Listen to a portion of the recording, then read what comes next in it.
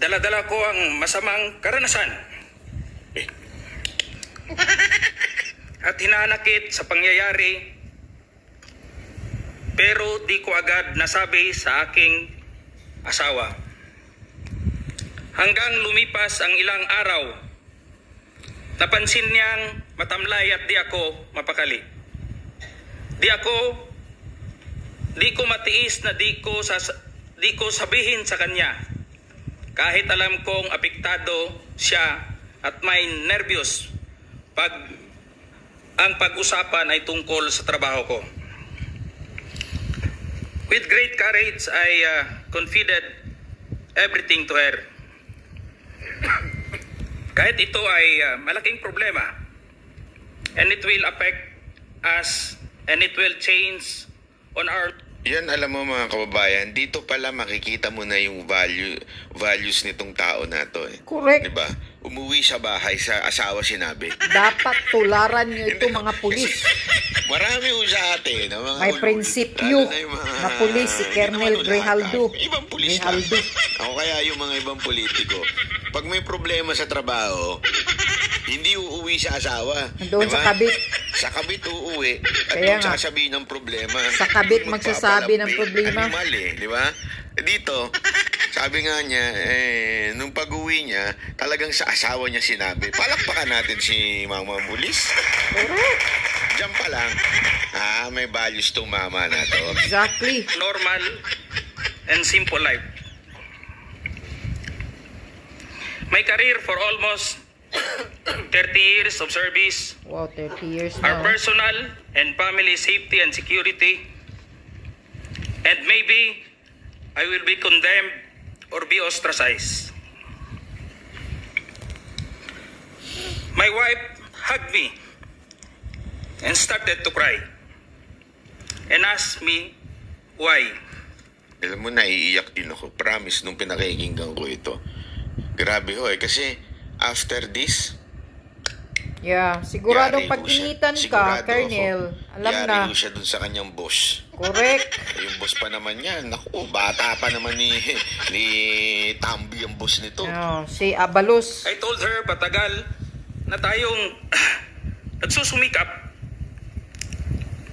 And we have to be strong and survive together. Yeah, kasi sigurado talagang pag-initan ka na, tapos mo Maunay binuking. ang panahon nga magpakabanata. Bisaya, day ka doon. Means Bisaya, day ka, sir. makialam. Lisod, maging witness, rata. O maging innocent bystander. Maangol gyapon ta. O maging casualty tayo. Correct. Gipasabot na ko sa iya ha. I have to explain to her. Kailangan na ay mo barog sa kamatuoran. Exactly. There must be someone to rise up to the occasion. Ngayon pa lang, sir, saludo na po ako sa inyo. Iba po kayo, sir, maniwala. May Kayo ang prinsipyo. dapat nasusunod na PNP chief. May dignidad. Grabe ho kayo. Yung pagiging martir ninyo, kakaiba. As in, kayo ang tunay na bayani. Exactly. Yan ang tularan ninyo, mga pulis, na may prinsipyo. Hindi mabibili ng pera. Iba. As in, kayo ang tunay na bayani. Correct. Kayo ang talagang masasabi nating bayani. I told her that I have the moral obligation and a call of duty to uphold as police officer. In the eyes of God and in the soul of man, I have to say this, even God was betrayed 3 times. Wow. Grabe. Correct. Hallelujah. But this time, I have to say this. I don't want to betray our beloved country, our fellow Filipinos, and to God Almighty. Correct. I don't want to discredit the men and women of the Philippine National Police, the institution where I belong. I don't want to destroy my beloved alma mater, the Philippine National Police Academy, who molded me with moral values to speak for the truth that I owe, and it's time to give it back the honor and respect. Your Honor, allow me to read my affidavit. You are one in a million na may prinsipyo at dignidad. David, Yes, Your Honor. sige, also submit a copy to us. Sige, Yes, Your sige. Honor. Mahaba po yan? Ilang pages pa yan? Saglit lang ho, Your Honor. Huwag mo nang pigilan. Ito naman si Kaya nga. Coco Pimentel eh. Allow me to read, Your Honors, my affidavit. Yes, sir. Tuloy, I, sir. Police Colonel Hector U. Grijaldo, Mm. third level officer, presently assigned a personal holding administrative unit, Camp Crame, Quezon City. After duly sworn to, under oath and in accordance with law, to hereby depose and states that I've been dedicated to public service for almost 30 years. And since I took my oath as cadet on June 1, 1995, Oh, 98. on October 16, 2024, I was again invited as a resource person in the 9th Joint Public Hearing of Committees on Dangerous Drug, Public Order, Safety and Human Rights, and Public Accounts of the House of Representatives scheduled on October 22, 2024 at 9:30 a.m. I, together with other invited PNP personnel, attended joint hearing in the House of Representatives. Nako, yan na po. Patay tayo dyan. After I answered question related to extrajudicial killings Mm. and the reward system, I was approached by a security personnel Mm. while I was seated in one of the witnesses during the hearing. The said person told me that I was summoned by Congressman Dan Fernandez. Huh. Pinatawag ni Dan Fernandez. Pinatawag, ha? Yan na. Tapos sasabihin ninyo, wala kayong script, Kong. Ah. Pinatawag mo daw to, Kong. Naku, yari ka. Booking na kayo. Of the room, the security personnel. Okay? Yan. When we were outside, he told me to go to the left corridor and proceed straight to the end room. Mm. Uh-huh.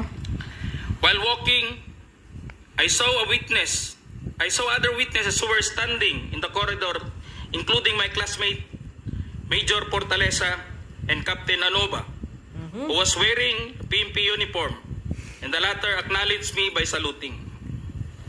When I entered the room, I saw two lawyers of Police Colonel Garma Oh. standing inside the room. Yan.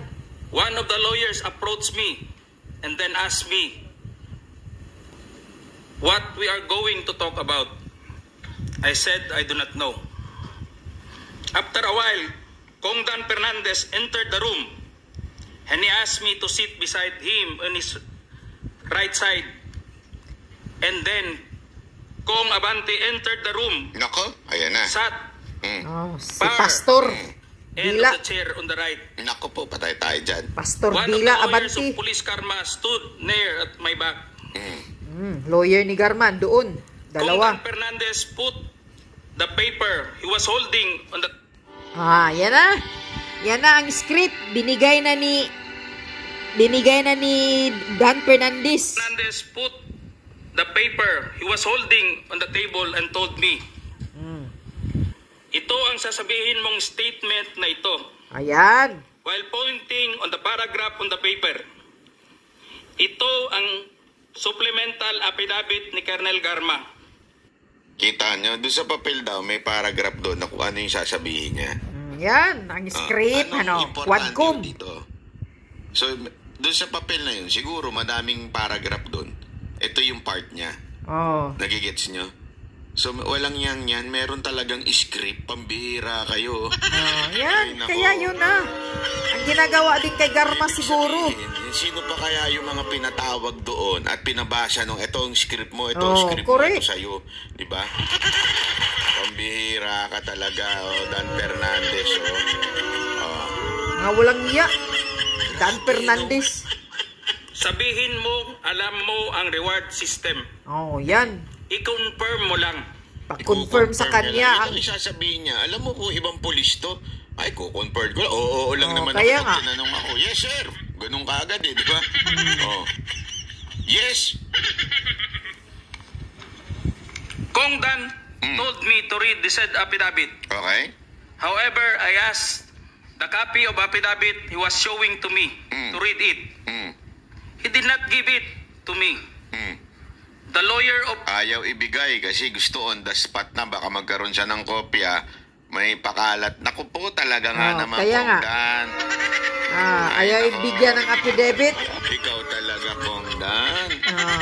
Police Booking. Colonel Garma said, ikaw lang ang pwedeng magsabi niyan, sabi ni Colonel Garma. I was puzzled and I asked myself, what? So, dito, kita mo, kasama si Colonel Garma. Yung babae, kasama po siya doon sa nagsasabi, hindi, siya na lang kayang magsabi niyan. Ito. Kaya nga. Turo siya kung sino ngayon yung magsasabi. Scripted na yan kay Garma mga kasinungalingan. pinagsasabi. Diba? Tinuro ni Garma. So, ibig sabihin po, partiho si Garma dyan sa circus na nangyayari sa Quadcom. Yes, Ay, correct. sino pa Exactly. maniniwala sa inyo, mga animal kayo dyan? Diba? Eto na. Booking na tumayo kayo. na. At nanindigan, sabi niya nga, etong pagtayo niya ito, hindi ko ito kasinungalingan. Alam niyo kung bakit to? Mapapahamak ko siya sa boss niya. Correct. Sigurado ko bukas na bukas din. O ngayon, kinabukasan ng hearing, sigurado kung yari ito dun sa Pag-initan boss to, niya. tama. Sigurado kung sibak ito or di kaya, tignan niyo ha, maglalabasan ng kaso nito. Sasabihin, kasi alam mo mga pulis, normal na sa kanila yung nadidemanda dahil nga, meron nga akong kilalang pulis nadimanda dahil dyan sa investigasyon na nagaganap dyan dahil sa kung ano-anong sinasabi na wala naman silang kinalaman. Talaga na politika lang ho sila. Paano pa itong tao na ito? Naku po, maniwala ho kayo sa akin. Kaya imposibleng nagsisinungaling siya dito. It is far for impossibility. English ka pang animal ka. Kaya nga, nakakatakot itong pag-booking niya dahil siguradong Oo pag-iinitan naman, kasi siya. Grabe ho, hindi ho biro ito. Ang nakataya ho dito, buhay niya at yung kanyang karir. At syempre, pag yung karir niya, ang nakataya dyan, pagkain ng kanyang pamilya. Exactly. Yan ang niriris ng mama na to. me. I respectfully told him that I cannot confirm. They are saying, as I have not read the affidavit. We went silent for a while. And then Kongdan... Grabe, pumalag siya. Sabi niya, hindi ko ito ko-confirm. Kaya tumahimik sila. Ito, hirit ni Kongdan ha. Tingnan mo, pambira ka Kongdan no. Allegedly ha, pero... Grabe, booking na kayo, Quadcom. Ito, ikaw Garma, kasali ka pala sa mga script. Kadiri ka, Brad. Walang hiya Sorry, kayo, na-interview pa man din kita ka dati, pero ganito pala prinsipyo ng buhay mo. Fernandez said, while holding the affidavit, saan ka pwede? Dito, noong 1999, about DDS, alam mo to, pulis ka na sa Davao nito. I politely told him that I was not still with the PNP because I was working with the Bureau of Jail Management and Penology in 1999 that time. Nako, naging ano pa pala ito? BJMP pa. So, ibig sabihin, alam niya yung estado ng nakukulong. Nako po, iba ka talaga, sir. Hanga ako sa'yo. Hindi ka takot makulong. Kahit alam mo na ang estado ng mga nakukulong. Diba? Sabi niya dito, hindi pa ako pulis niyan Ano nga aminin ko dyan sa DDS na yan? So, pinapaamin sa kanya na may DDS. Kaya nga, pinapaamin na may death squad sa Davao kay Kaya Duterte. na lang nagagalit si Pangulong Duterte sa inyo Kami nga ho yung DDS. Ano ba? Tayo Duterte supporter. Ba't ba kayo naghahanap pa ng ibang DDS? Kami na ho yun. Kami, sino ba dito DDS? Ilagay nyo dyan. Ako, DDS din ako Hindi, alam mo, ito, walang biro ito Nung pinapanood ko yung hearing, sabi ko, I am so proud that I am a DDS. I am so proud I am a DDS. Kasi we have a strong leader na may bite. Tatlong yag balls.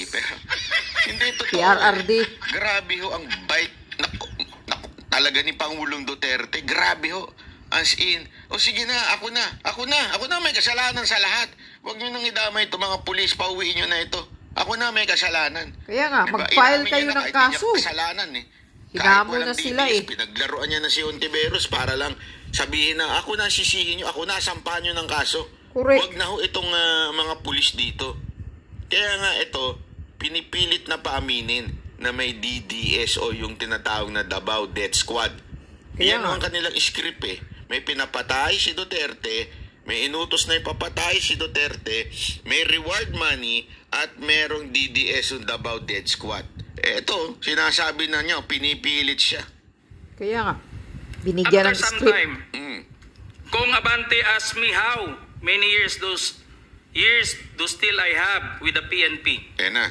I answered, I still have 4 years before my retirement. Oh, yan na. Then he made a remark, pwede ka pang maging general. Pwede ka pang maging I general. humbly responded to him, masaya na ako sa ranggo ko, sir.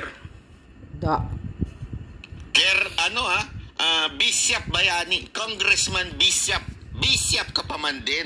Bishop Una, Dila kasalanan mo Abanti. dito, ayon sa kwento nitong mamang pulis na ito, sabi niya, naandun ka lang habang nangyayari itong tinatawag nga ni Pangulong Duterte perjury, di ba?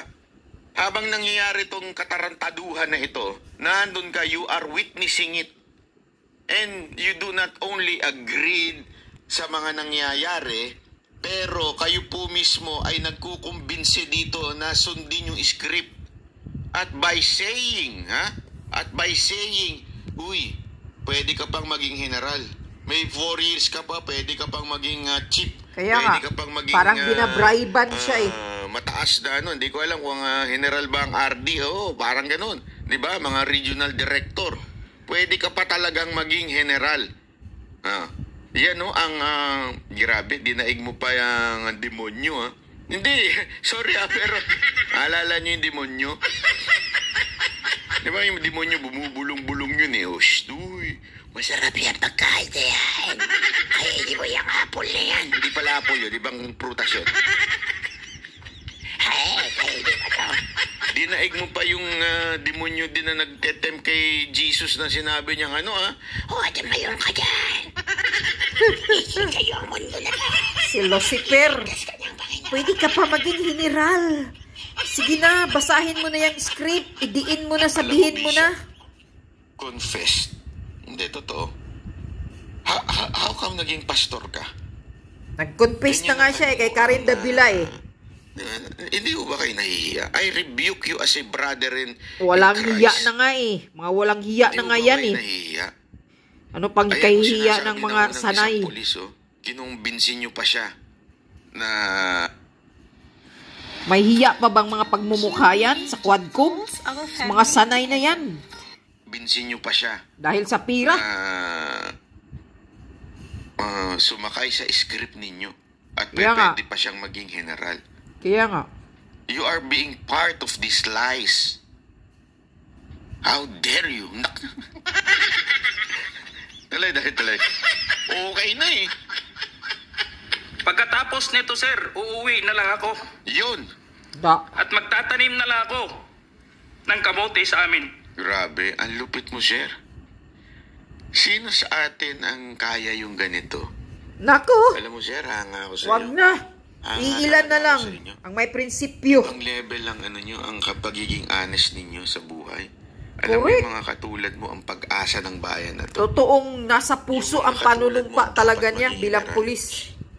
BP Sara Duterte, kung kayo ang susunod na Pangulo, kung kayo magiging susunod na Pangulo, ilagay nyo ito sa posisyon. Correct. Kunin mo tong Hindi tao siya na to si dahil sa Kernel. bayad utang, pero this is the kind of Person generals na or gusto this is the natin kind na of magserbisyo police sa that we bayan. need in our country. Exactly. Honest to goodness. Alam mo yun, the temptation is so hard. Diba? It's not easy. Tumanggi ka, mamalagay sa alanganin ang pamilya mo, yung pagkain ng pamilya mo, malagay sa alanganin yung iyong Trabaho. career. Hindi mo madali yan. Alam mo kung bakit? Pag ikaw na-suspend, pag ikaw natanggal, lahat ng pensyon mo tanggal. Wala nang pagkain agad. Pinaghirapan mo ng ilang taon, Kaya nga, mawawala. 30 Alam years mo na nga yan. daw siya eh. Alam mo kung bakit? Marami nga po akong kilalang pulis Yan po ang hinahabol nila. Yung malinis na record at mag-retire ng maganda para may pension sila na habang buhay na silang sumasahod through that pension. Yan po ang habol ng mga pulis eh. Di ba ho? Maging matuwid lang para dire-diretso yung kanilang pension. Pero pag ikaw na-suspend at natanggal sa serbisyo, kung ano man ang iyong pinagdaanan, siguradong wala kang ikabubuhay. Ang mangyayari sa iyo magiging personal bodyguard ka lang ng mga ano diyan, ng mga politiko. Mag-farming. Diba? Nakakalungkot pero that's the reality. Ganyan ang mga nangyayari doon sa mga nagre-retire at mga nadidismiss na pulis eh. Nagiging, hindi nare-retire, mga nadidismiss po pala, nasususpend, yung mga natatanggal talaga sa trabaho. Nagiging bodyguard lang ng mga politiko. Pero itong mama na to talagang pinanindigan niya yung kanyang prinsipyo. At ang nakakahiya, congressman pa ang nagkukumbinsi sa kanyang magsinungaling. Correct. The cordial conversation between us continued. And I felt that they wanted me to convince me to do what they wanted me to do. Then Kong Abante asked me where I serve as a chief of police. To which I answered, Mandaluyong City Police Station. Kong Abante then persuaded me by saying, ikaw naman Colonel, ganito na lang, alangan namang walang insidente o pangyayari sa panahon na yon. I answered, and I served as a COP in Mandaluyong during the COVID-19 pandemic. And there were less crime committed. And Hinahanapan niya pa Nagtatry pa ng kunwari honest to si Congressman Abante o by say imposibleng walang nangyaring patayan sa Mandaluyong. Wow, hinahanapan agad ng mali. Imposibleng walang nangyaring patayan doon habang nakaupo si Duterte. Di ba? Parang talagang ito yung tinatawag na hindi lang nagtatanim ng kasinungalingan, talagang naghahanap pa. Di ba? Naguhukay pa siya. Oh, wala ba ditong nangyari na ganito, ganyan. Kaya. Tapos yun lang ang i-highlight mo. we did not receive any reward from anyone.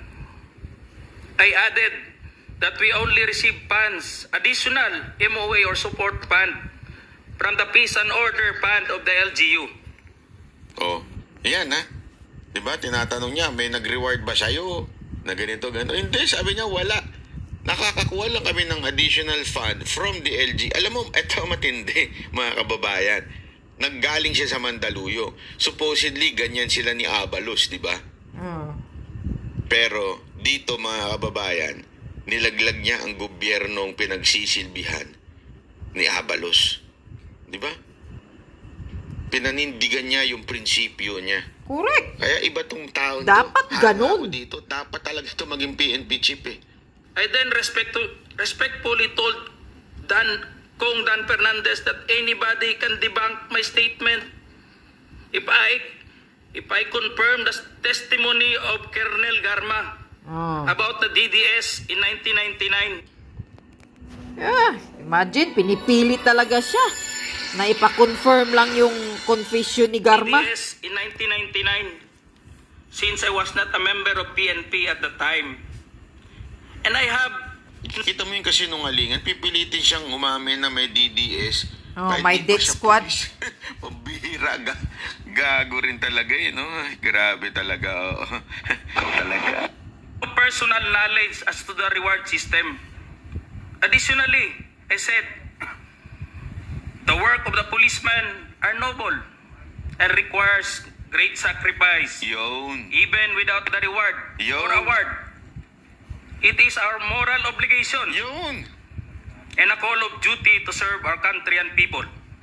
Yes. Then Kong Dan asked me, si Colonel Garma, anong masabi mo sa kanya sa Parayuga?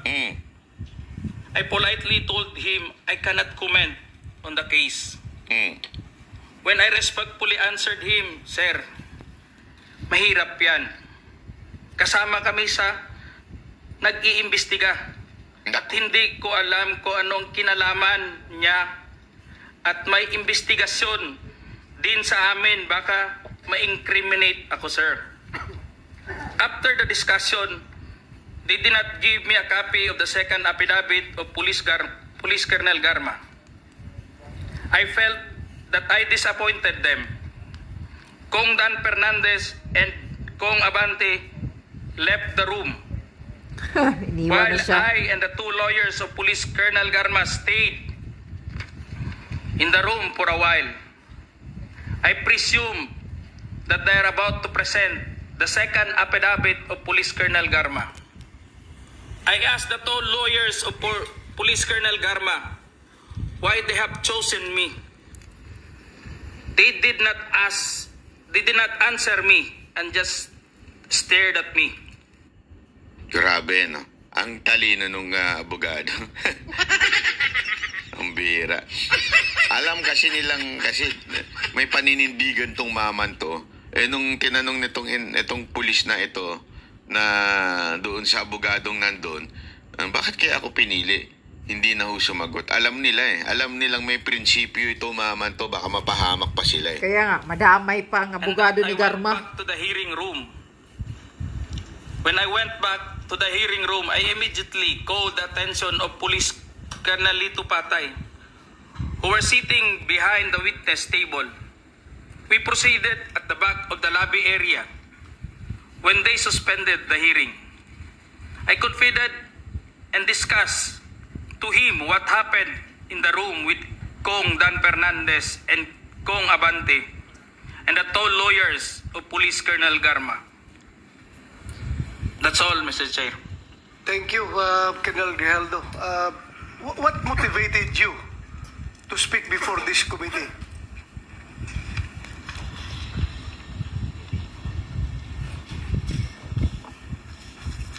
The time, Your Honor, I was insulted and it is very offensive, Grabe. and I think it is inappropriate for anyone to act like that. Meaning, you feel that you are being coached to make that statement? Of course. Yes, Your Honor. I feel I be corrupted to make that statement, Your Honor. But Just because at that time, habang nag-uusap-usap, habang nagkakaroon ng deliberation doon sa hearing, Your Honor, Alam nyo, gusto ko itong mamit tong mama na to. Kung sino man na may kilala dito sa pulis na ito, gusto ko siyang mamit. Gusto ko lang siyang kamayan at saladuhan. Kasi grabe ho, iba ho itong maman to. Hindi ho madali ho ito. Mahirap po itong ginawa niya. Correct. Mapapahamak ang pamilya niya, ang karir niya. And yet, ginawa niya ho ito. Alam mo, Exactly. kung ako lang talaga may katungkulan sa gobyerno, talagang gagawin ko itong mataas na ang posisyon. Grabe ho kasi, ang galing ho ng mama na to. Yung honesty niya, yung pressure, pressure ka ba naman ng congressman? Na alam mong bata ni ano? Tambi. At alam mo yung boss mo pinili ng bata nung boss, yung pinili nung bata ng boss nila. Imaginein mo di ba meron tayong meron akong bulong-bulungan na si PNP chief ay pumili sa kanya yung mismong boss nila nila Kong Abante, di ba? At saka ni Fernandez, mantakin mo nakaya mong palagan. Grabe ho, saludo ako sir sa'yo. Saludo talaga ako sir. Sana ma-meet kita sa buhay na ito. At masaluduhan man lang kita, mapasalamatan kita. Alam niyo yun?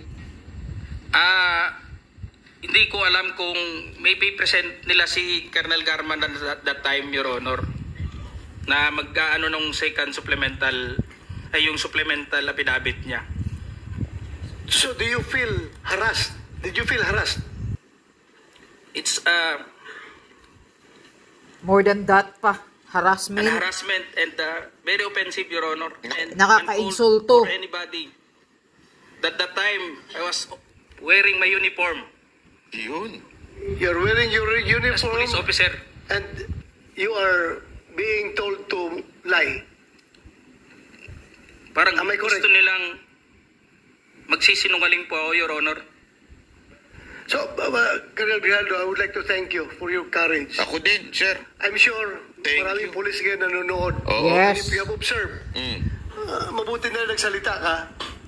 Dahil if you have observed, the way they are treating policemen in the Quadcom, Mm. it's very hard. I feel them. I feel them. Because naging police din ako.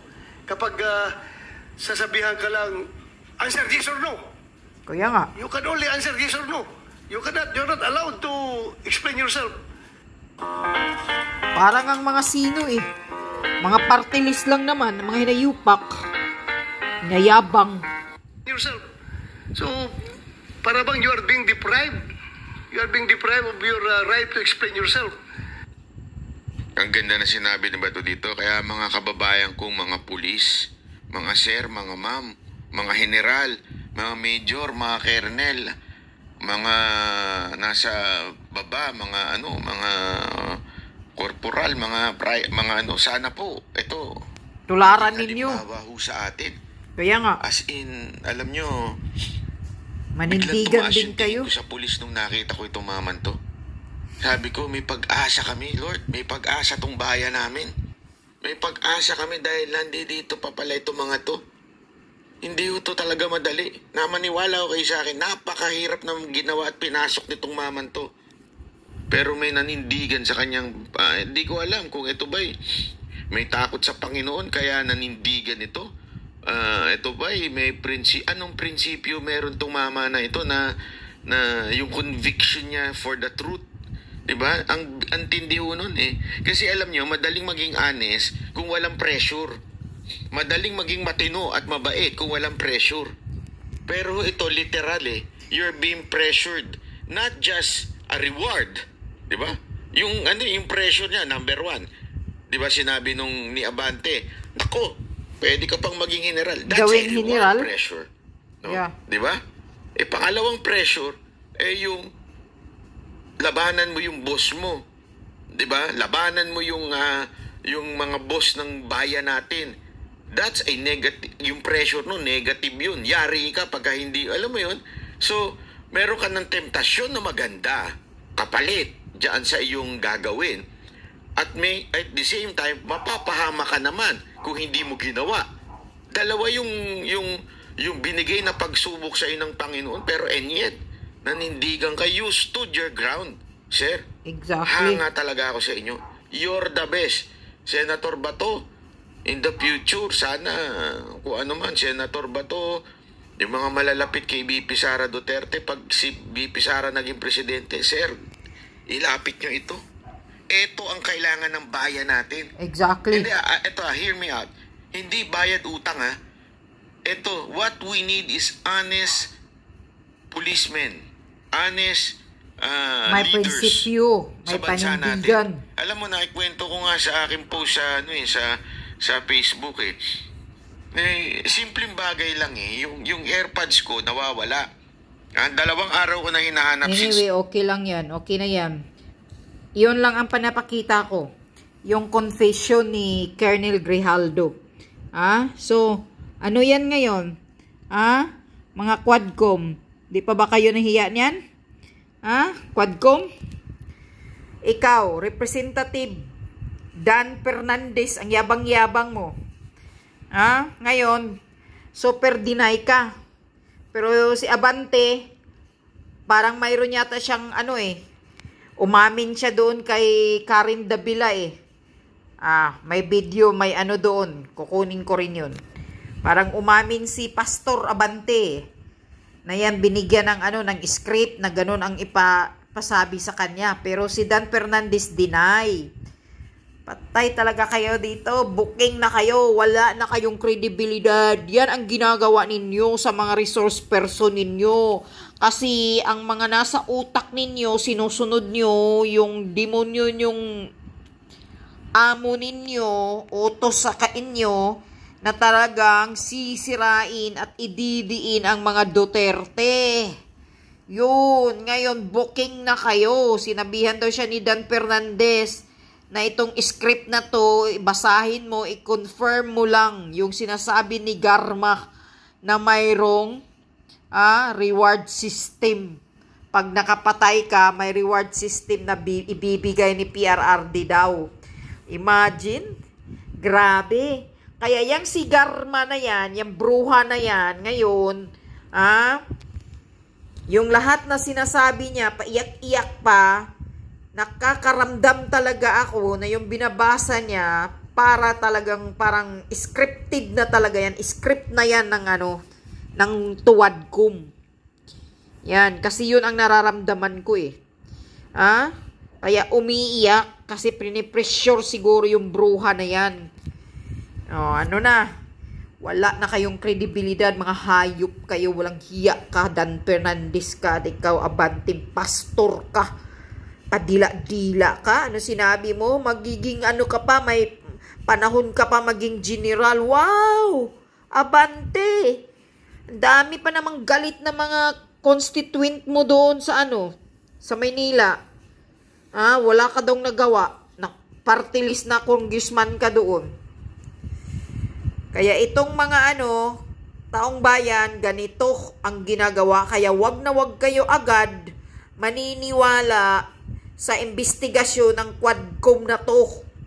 Wala nang kredibilidad dito. Booking na sila kay Colonel Grijaldo. Mas maniniwala kami kay Colonel Grijaldo, may panindigan, may prinsipyong pulis na to. Ito ang tularan ninyo, mga pulis. Huwag kayong magpamukhang pera na mabibili kayo ng salapi. Matapalan yung pagmumukha ninyo ng pera. Sundin nyo itong prinsipyo ni Colonel Grijaldo. Talagang nanindigan sa katotohanan. Ito ang pulis na talagang nasa puso niya ang kanyang sinumpaan bilang pulis. Saludo ako sa iyo, sir. Congratulations sa panindigan mo at prinsipyo mo. Sana tularan ka ng karamihang pulis dyan. Yun lang yun.